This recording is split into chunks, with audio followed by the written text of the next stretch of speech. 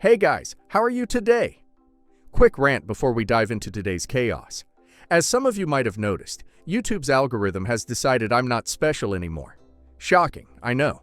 So now if you don't like, comment, or do a little backflip in the algorithm's honor, this video might just vanish into the void, never to be seen again. Seriously though, even a hi or "this is wild" in the comments helps way more than you think. It tells YouTube, hey, people actually like this channel. Maybe don't hide it from everyone. That can really help push my videos out to a wider audience, not just to my subscribers. So if you enjoy these stories and want to support the channel, that's the best way to do it. Now grab a drink, get comfy, and enjoy the drama.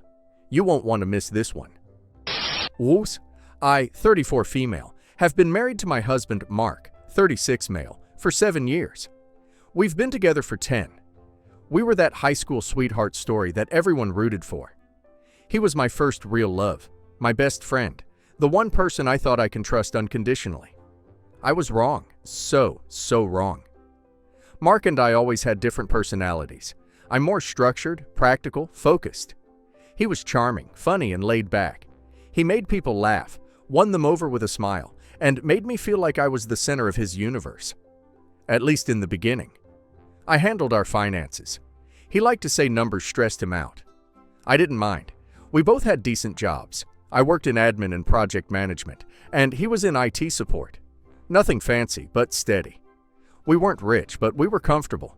We had dreams, a house in a quiet neighborhood, starting a family, traveling more once we were settled. So we saved. Month after month, I budgeted, tracked, planned. I skipped buying new shoes, packed lunch for work every day, and hustled on freelance gigs. Also, we could reach our goals faster. And Mark? Well, he supported emotionally. About 6 months ago, Mark came home with a concerned look on his face. He told me his mom, whom I love, by the way, had been having some serious health issues. He said she needed financial help for some medical tests and private consultations that weren't covered by her HMO. I didn't question it. I never would. I just asked how much and when we needed to send it. That began what I thought was our joint effort to support his ailing mother. First $5,000, then another $5,000, then more. Over 6 months, he withdrew over $50,000 in chunks. I noticed the savings dipping. I asked for receipts, updates, photos, anything. He always had an excuse. She didn't want to be pitied. She begged him not to involve me. She didn't want to be seen as a burden. And I believed him. I believed every word. I even felt guilty for questioning him at all. But something in my gut started twisting. It wasn't any one thing that tipped me off. It was all the little things. Mark didn't seem stressed about his mom's condition. No late-night phone calls, no hospital visits, no scheduling conflicts. He wasn't acting like a worried son. If anything, he was happier, lighter. Our finances were bleeding, but he seemed indulgent. He'd bought new shoes, had new cologne, was staying out longer after work. Then I saw her. Just a glimpse, on his phone screen when he thought I wasn't looking. A woman I didn't recognize, a photo too flirty to be innocent. I didn't say anything, not yet, but I started watching, quietly, carefully. One night, while he was in the shower, I opened his laptop. He'd forgotten to close a messaging tab. What I read, I can't unread. Dozens of messages between him and a woman named She was his mistress. A younger woman, maybe mid-20s, gorgeous, high maintenance, and demanding. She sent him photos. He called her baby. He said he missed her, that he was stuck with me for now, but couldn't stand the sight of me. He told her, I'm only still here because she's lost without me. I control everything. I can't wait to be free of that fat, lazy cow. Don't worry, babe. I'll send more money tomorrow. I felt like I had been punched in the chest. I was shaking. My ears were ringing. This man, the one I built a life with, trusted, supported, was giving our hard-earned savings to his mistress while telling me it was for his sick mother. It wasn't just infidelity. It was betrayal on every possible level, emotional, financial. I didn't confront him, not yet. I wanted his mother to know. I wanted the truth to bleed out into the open, not just rot in my heart. So I called her. Told her I was thinking about her, invited her over for dinner, just the two of us and Mark. She was thrilled, said she hadn't seen us in months. When she arrived, Mark's face drained of color. He looked like he'd seen a ghost. I greeted her warmly, sat her down, served her tea. Then I asked ever so gently, "So, how are your treatments going? Are you feeling any better? I hope the money we've been sending has helped." Her face froze. She blinked. "Treatments?" I smiled politely. "Mark's been sending $50,000 to help you with tests, scans, and consultations." She looked at me, then at him, then back at me. "I haven't received anything," she whispered. "And I haven't been sick." At all silence. Mark tried to speak. She cut him off. "What are you talking about?" "What money?" So I told her everything. About the affair, the lies, the messages, the missing money, everything. His mother went from shocked to heartbroken to furious. She stood up, pointed a shaking finger at her son, and shouted, "You disgust me. You lied to your wife. You used me. You stole." She cried. She sobbed in my arms. Then she looked him dead in the eyes and said, "You are no longer my son. Don't come near my house. Don't call me. You're dead to me." And she walked out. I packed his things, every single one, into trash bags and dumped them on the porch. He tried to stop me, but I was done. The locks were changed within the hour. His affair partner? Gone. She ghosted him as soon as the money stopped flowing. Deleted her socials, blocked his number. She was in it for the lifestyle. Once he couldn't support her, she vanished. He came crawling back, messaging, emailing, calling me from burner numbers, telling me I'd ruined his life, that I had no right to tell his mother, that I should have just let him go quietly. He even had the audacity to say, "You let yourself go. I needed love. You weren't giving it, let myself go. Because I gained weight? Because I was working 2 jobs while he was busy funding vacations for his side chick?" No, what I let go of was dignity, peace, self-respect. And I'm never doing that again. The house is quiet, lonely sometimes. I've frozen our joint accounts, started filing paperwork for divorce and fraud, got a financial advisor and a lawyer. Every day I take back a little more of my life. His mother sends me messages of support every day. She even told me she updated her will. He's been removed entirely. She's devastated, but she said he made his choices. He can live with the consequences. And me, I'm healing. But there's a small voice that still whispers, "Was I too harsh? Did I go too far? Did I destroy a man, even if he deserved it?" So I ask you, Reddit, am I the asshole for blowing up my husband's life, exposing him, getting him disowned, and leaving him with nothing after finding out he stole our money and gave it to his affair partner? Not the a-hole. And let me just say, OP didn't ruin his life. OP just handed him the mirror and let him ruin it himself. He drained their savings, lied about his own mother's health, cheated, and then insulted OP's body and her worth like OP was some ATM with no brain or soul. He used OP's love, her money, and OP's trust. And when he lost control, he panicked. He's not angry OP exposed him. He's angry he can't manipulate her anymore. Good for his mother for disowning him. And good for OP for reclaiming her life. And now let's hear community's opinion. This is one of those rare Am I the A-hole posts where I want to buy the OP a drink and shake her hand. You played it brilliantly, calmly, strategically, and with enough grace to let his own lies crash down on him without even raising your voice. That surprise dinner with his mom? Iconic. That man didn't just cheat, he robbed you blind and spat in your face while doing it. And now he's crying because the consequences finally showed up. Please, let him rot in the bed he made. Not the a-hole. You gave him a beautiful life and he treated you like you were disposable. Then he turned around and weaponized your compassion, using his own mother's name to funnel money to his side chick. That's a new level of disgusting, and the audacity to say you let yourself go after he let go of his integrity, his loyalty, and every ounce of respectability he had. No, the only thing you let go of was a toxic leech, and now you're free. This man thought he could lie, cheat, manipulate, steal, and still walk away clean. Instead, he got disowned by his mother, dumped by his mistress, evicted by his wife, and now he wants to cry victim? Girl, you didn't ruin his life. You cleaned your house. You took the trash out and locked the door behind you. If anything, you gave him more patience and grace than he deserved. The only thing you could have done better is start charging admission for that drama. Because the plot twist was Chef's kiss. My brother, John, dated Kiera for 10 years, and they broke up 4 years ago. Because my brother didn't want to leave my city, and Kiera got a great job opportunity outside the country. He made her choose between the job and him. She moved to another country.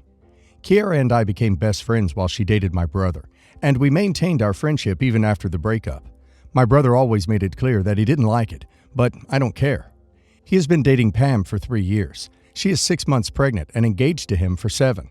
Kiera is also dating a great guy. The situation. This year, the construction of my house was finally ready, and it has a large leisure area and swimming pool, great for parties. Because of that, I decided to do Christmas at home, and my parents and brothers agreed.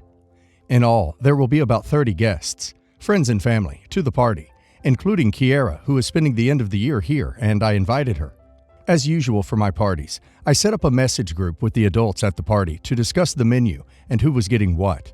And that group was also Kiera, Pam, and John. John called me asking if Kiera was in that group, and when I confirmed it, he started saying that it would be weird to have his ex at the party, and that it would be better if she didn't go so as not to make the situation difficult. I asked Kiera if she felt okay with them at the party, and she said yes, why not? So I just replied, I want her there, so she stays. This caused a stir, and even Pam called me saying that it would be too awkward for Kiera to go, and that she wouldn't want to go through even more stress pregnant, basically begging Kiera not to go. I was already fed up and replied, look, grow up. The relationship ended years ago, and she is my best friend, who unfortunately is John's ex. But it's my party, and I won't stop inviting my friends because you don't want to. If you don't want to go, that's fine. I won't be upset. Feel free. It didn't help the situation much, because now they are accusing me of choosing to make an awkward situation instead of family. My parents asked me to give up this idea to have peace on that day, but no one offered the house for this event. I understand being an ex and being annoying, but it's still my party, and Kiera came to the country to see friends.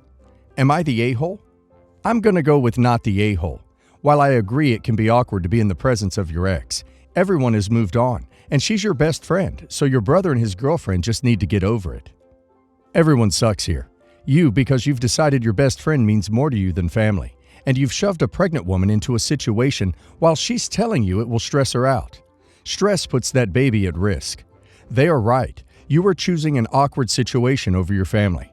Your brother sucks for not having the maturity to say, I'm not putting my pregnant partner in that situation, so we will celebrate Christmas at our own place, but drop by the next day to see you or later when the party is over. Shouldn't have gotten your parents involved to pressure you. Neither Pam or Kiera suck. Neither of their behaviors or requests are unreasonable. Everyone sucks here. This is a Christmas gathering.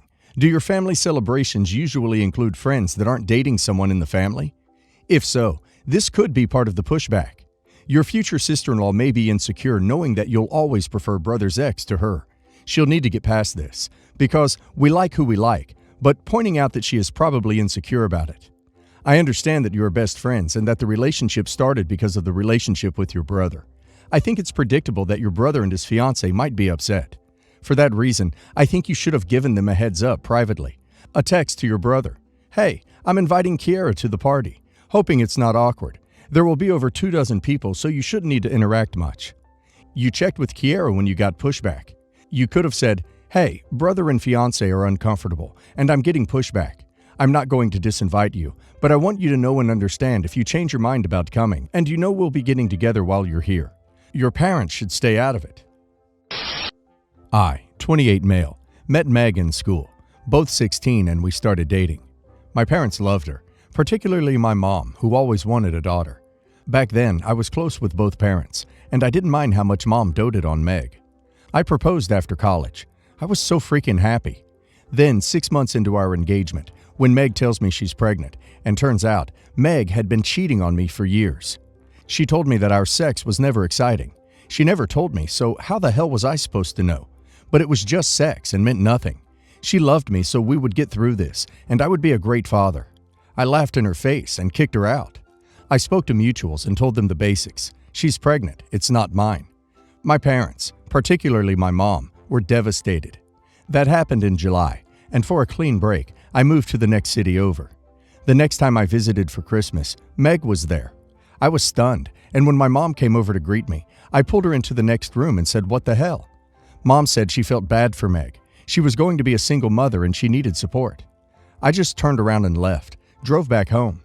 The following day, I answered their call, and it was a huge screaming match about how I was rude and disrespectful, and need to understand how hard the breakup was for them, how they loved Meg like a daughter. I gave them an ultimatum, me or her. Now I know when you give an ultimatum, you're supposed to be okay with the results, but I never doubted they'd pick their only child. They didn't pick me. I didn't think anything could hurt worse than Meg's betrayal, but there I was. I can't even begin to describe the pain. I cut off my parents and extended family that gave me crap, but kept in touch with a couple cousins who were on my side. 5 years on, I'm doing better, got therapy, and have a new fiancé. She's smart, pretty, and good at communicating her needs. I learned from before. Then one of my cousins calls saying Mom is beside herself trying to get in touch. I thought her or Dad were sick, or worse. But when I unblocked her number, she said they were both fine, but she had news. Well, surprise, but Meg started dating a guy that loves her and the kid. They got engaged. He told her he thinks it's weird that she has such a close relationship with her ex's parents. Yeah, no crap. So she needed to drop contact with them. It's been a year since she did, so they've given up hope, and now my folks are lonely and want to be a family again. I laughed and told her tough luck and blocked her number again. My cousin called the next day to see how the call went, and I told her my decision was to continue no contact with my folks. She was pissed, telling me that they were sorry, but I corrected her. They aren't sorry that they chose my ex over me. They're sorry that they chose wrong and now have to deal with the consequences. Now more family is coming out of the woodwork, trying to guilt trip me, and it's making me unsure. Am I the a-hole? Not the a-hole. Your parents chose a cheating ex over their own child. If it were me, I wouldn't ever ducking forgive that. Not the a-hole. Always sucks when you're the backup option that only gets contacted when family needs something from you. That being said, there's something to be said for remaining connected to people like that, if only to be able to show them over and over again that they made the wrong choice. If you decide to go down that path someday, look up the gray rock technique first. It's pretty useful for dealing with people that you have little interest in being fully close with. Not the a-hole. I'm on your side here. They picked your ex over you. Your ex who cheated on you. That's all kinds of messed up. To me, it makes sense to stay away from all of that. You're likely going to get a lot of grief from a lot of relatives, as you already have. It's your choice whether or not to block them. Odds are, your parents are singing a sob story to them instead of anything close to your side. That's tough, OP. I'm glad you're in a better place now. I, 24 male, have been dating Anna, 22 female, for 4 years. We moved in together last year. Anna is a big soccer fan and asked if we could convince my mom to let us host Thanksgiving this year because Portugal was playing and she wanted to watch. And my mom is the no electronics allowed on Thanksgiving type of person. I warned her that she knows my mom is picky, and she promised she would make traditional Thanksgiving food alongside the Portuguese food. She wanted traditional food because she was missing home a lot more this year. So I relented and convinced my mom because I wanted Anna to be happy. Anna cooked all week. She is seriously one of the best cooks of all time. She made a big spread of Portuguese food like codfish, green soup, roasted pig, chorizo. Her grandma makes it herself. It's the most delicious thing in the world. Cheese, etc. And all the typical American food spread like turkey, gravy, etc. Anna's mom, dad, 2 brothers, and grandma are the only ones that could make it for obvious reasons. I could tell my mom was already displeased about the TV being on, especially because of how loud Anna's family gets over soccer. However, the rest of my family had a great time, especially my dad. He loves Anna's cooking and Portuguese food in general, so he ate like it was his last meal. The whole time, my mom was passive-aggressive, but everyone just kind of ignored it or didn't notice. The formal dinner is where the issue happened. Anna's family is loud and jokey, so while everyone was talking, my mom loudly said that we all needed to wear red noses and this would be a circus. Everyone went quiet because her tone made it very clear she wasn't joking. I could see Anna stopping her grandma from arguing with my mom, but she, my mom, and my dad started quietly arguing. Dinner was awkward for the rest of the night, and when everyone left after coffee and dessert, my dad pulled Anna aside and apologized to her, and he hugged her. Afterward, I made the mistake of saying she couldn't be surprised because I warned her. She rolled her eyes and said, "I guess I also can't be surprised that you wouldn't defend me." This sparked an argument until she told me that she didn't want to argue. She was just disappointed in me. I could hear her crying in the shower later. I keep trying to talk about this because I can tell it's still bothering her, even though I warned her of what would happen. You're the a-hole. Just because you realize your mother was going to be obnoxious doesn't mean you shouldn't have adjusted your mother's attitude. You're the a-hole just because you're used to this behavior from your mom. You need to think how it affects others. Your dad did. I'd be disappointed too. You shrugged it off, like that's just what everyone has to put up with. Your mom was rude as hell to everyone that night, and all you can say is, I told you so. Apologize to your wife for not supporting her. Stop putting being right over having a happy wife who knows you will always have her back. Don't let your mom disrespect your home, your wife, and your other guests because, well, that's just mom. Everyone does not have to put up with that. Anna's grandma was gonna let her know real quick. You're the a-hole.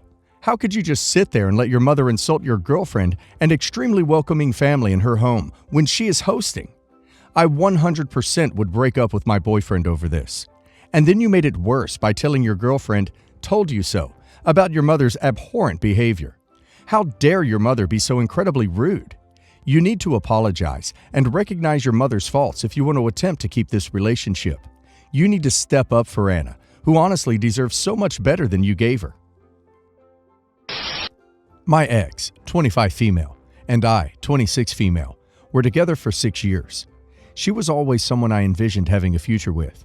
At the beginning of my final semester, I realized I would have to make graduating my top priority and was so buried under work, stress, that I told her I needed a break and to take a step back from the relationship. We would meet once or twice a month, enabling me to focus on work, my research, and my mental health. She knew that a reason I took finishing school so seriously was so we could start having serious conversations about our future, because I would no longer just be a poor student and could actually bring something to the table in a serious relationship. 3 or 4 months after I initiated the breakup, she became distant, and then a few weeks later, she suddenly ended things via text. I never really had a chance to process this because I was just so focused on graduating, so things just quietly ended and I moved away. Fast forward to now, over a year since we've last spoken. I have a house, job, and cuddly dogs. So, virus aside, life is good. She reached out to me wanting to meet up, and I agreed. I flew her in and immediately noticed she looked pregnant.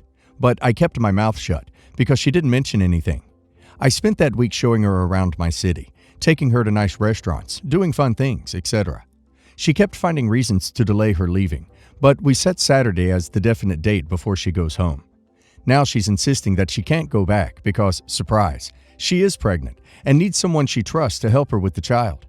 Apparently this happened after a fling with an ex, but he has D problems and serious mental health issues, and her other friends and family don't have the means to help. She was already struggling before this after being laid off due to virus. She claims that she still loves me and wants to be with me, but this feels off. From what I understand, I'm the only financially stable person who could help. And if I don't, she will end up seriously struggling for the next 18 plus years because she's not equipped to parent. I told her I can help buy some initial things for the baby, but I won't support her for an extended period of time, and she can't stay with me. I'm not destitute, which I'm sure she picked up on during her stay, but I have worked so hard for what I have, and I don't want to spend it on a child I don't want. She hasn't gone a day without telling me that I'm a selfish a-hole. I never really loved her. I'm a fake friend, etc. I know she will go back and tell our old friends in my hometown what a monster I am. But at this point, I don't see a way to stay on good terms with everyone in a way that doesn't involve me becoming a caretaker for this child. I understand that becoming a single mother in the middle of the virus has to be terrifying. But am I the a-hole for deciding not to support her despite having the means to? Not the a-hole. This is an ex. This is not your responsibility.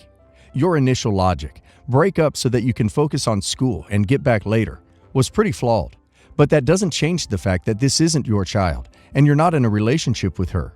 You do not owe a duty of care to every child anyone you've ever dated in the past may have at some point, now or in the future. She should be leaving now. It's unreasonable for her to threaten you in your own home. She's overstayed her welcome. Not the a-hole. Kick her out.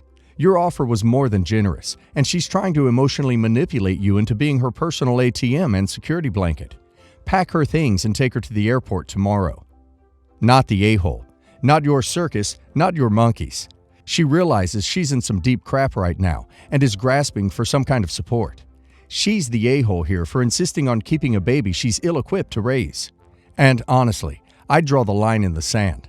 I get the feeling that your little bit of support will only set the stage for expectations of more. Best to make a clean break here and not get drawn into her drama. So, backstory. My ex-husband and I separated recently. We have 2 children together, and I have 2 of my own from before we were together. After the split, my ex-husband's parents has been constantly saying that my youngest isn't their granddaughter. Their reasoning is that because my older daughter and younger daughter look alike, they must be full siblings instead of half. Pretty much, they are saying I cheated and got pregnant with an ex. Both my girls look like me. I never cheated. I'm 100% certain that my youngest is my ex-husband's.